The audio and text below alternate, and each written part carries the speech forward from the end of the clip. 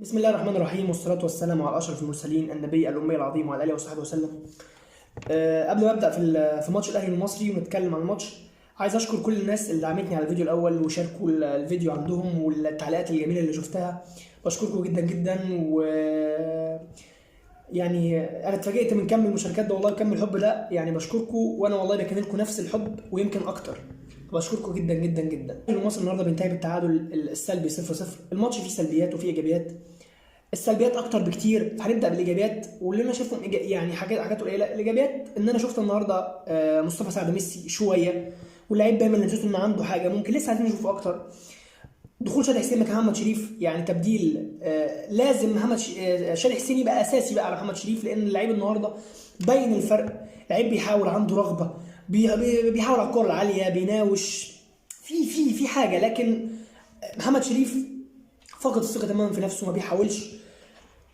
انا شايف انه يبعد شويه عن الملعب، يستعيد ثقته في نفسه ويتحضر نفسيا، لانه هو تعبان جدا. لما نيجي نتكلم عن السلبيات بقى، السلبيات كتيره.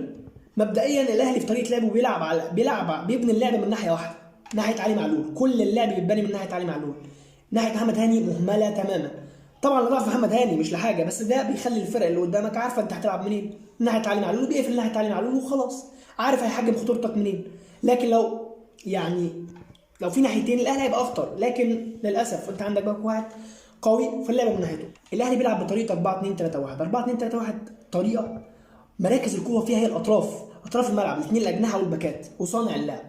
عايزين نقول بصراحه ونتكلم بصراحه ان اجنحه الاهلي لعيبه فقيره في الحلول، سواء كان برونو سافيو او طاهر محمد طاهر او عبد القادر او حتى حسين الشحات اللي على الاقل بيناوش، واحمد عبد القادر برضو ممكن يعمل حاجه. لكن اللعيبه ما بتقدمش حلول بشكل مستمر. لا، ما عندهاش الحلول، ما ينفعوش في الطريقه دي. انا من وجهه نظري الطريقه المناسبه للاهلي 3-4-3. العالم كله بتحاول اساسا ل 3-4-3 دلوقتي. جوارديولا نفسه بيلعبها، كله بيلعب 3-4-3. الطريقه دي هتساعد اجنحه الاهلي انهم يقربوا من عمق الملعب اكتر، يبقوا اخطر. هتساعد اطراف الاهلي الباكات، سواء كان علي معلول او محمد هاني، في التحرر اكتر من المنطقه الخلفيه لنص الملعب. الاهلي هيبقى اشرس بالطريقه دي، واحنا لعبنا بالطريقه دي مع موسيماني على فكره في كاس العالم للانديه وحققنا بيها نتائج. يعني الطريقه دي اتجربت، بس انا مش عارف المدربين ما بتلعبش بيها ليه.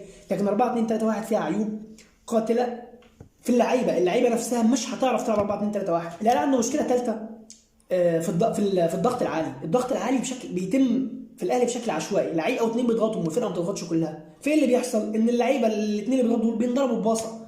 انا لما ثلاث لعيبه او اتنين لعيبه من عندي يضغطوا بشكل عشوائي مش منظم، باصه واحده ما بين الثلاث لعيبه دول، خلاص هم بره اللعبه.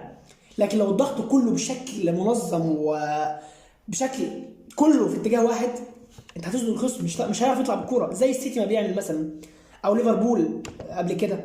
ضغط الفرقه كلها بتضغط على الجنب ده او على الجنب ده او في عمق الملعب، بس بشكل منظم مش بشكل عشوائي. فضغط الاهلي بشكل عشوائي، ففي صعوبه في استعاده الكوره، لانه اللعيبه بتنضرب بسهوله، مفيش تنظيم. بالاضافه بقى لان الاهلي بيفقد الكوره بسهوله جدا. اللعيبه مش امينه على الكوره. برونو سافيو على سبيل المثال بيفقد الكره بمنتهى السهوله.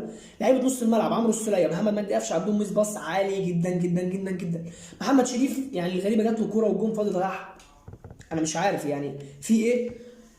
الاهلي عموما كان سيء طول الماتش، مفيش اي حاجه. بالمناسبه عايز اتكلم على اللاعبين في المصري، الياس الجلاصي وعبد الرحيم دغنوج.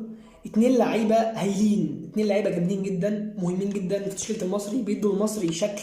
ده من حيث المباراه. ما تيجي بقى من حيث التحكيم، انا عايز اتكلم عن التحكيم بشكل خاص في الماتش ده. الاهلي كان وحش يستحق التعادل لكن الاهلي اتظلم تحكيميا في الماتش ده. اتظلم بدايه من في طرد في الشوط الاول في كوره لمحمد هاني عند 18 الاهلي، في لعيب داس على محمد هاني بالستارز، تدخل عنيف، دي كره احمد مباشر، الكوره ما اتحسبتش حتى فاول.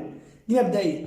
تيجي للوقت الضايع، الاهلي من الدقيقه 82 للدقيقه 87 اللعبه لعب دقيقه واحده، الماتش اتلعب دقيقه واحده. الحكم حسب بعد الماتش ضاع في الشويه دول 5 دقائق، يعني اخر 10 دقائق ضاع فيهم اساسا 5 دقائق. الحكم جه حسب في نهايه الماتش 6 دقائق وقت بدل ضايع، يعني الشوط كله ما ضاعش فيه غير دقيقه. في ظلم. ثانيا انا ما خدتش 6 دقائق بتوعي، 6 دقائق اللي لعبناهم الاهلي ما خدش منهم 4 دقائق بس. يعني الاهلي ما خدش حتى حقه في الوقت الضايع، ما لعبوش كامل. التحكيم كان غير موفق تماما في المباراه. طرد يقلب الموازين في الشوط الاول، الاهلي ما خدوش. لكن في النهايه انا مش عايز اقيم تقييم نهائي عن للاهلي، لان احنا لسه ما شفناش الصفقات الجديده اللي هتخش في الفرقه. عايزين نشوف كل اللعيبه تشارك، وعايزين نشوف لعيبه جديده في الاهلي ودم جديد. لان الصراحه الجيل القديم ده خلاص شبع، فمحتاجين تجديد، لان كده اللعيبه دي مش هتعمل حاجه اكتر من كده. فمنتظرين الصفقات الجديده الماتشات اللي جايه ويا مسهل. الاهلي بالمستوى ده باللعيبه دي مش هيعمل حاجه في كاس العالم، مش حتى يعني ممكن يطلع من الماتش الاول. فربنا يسهل، واللعيبه الجديده تصنع الفارق، ويبقى الاهلي عنده حلول الفتره اللي جايه.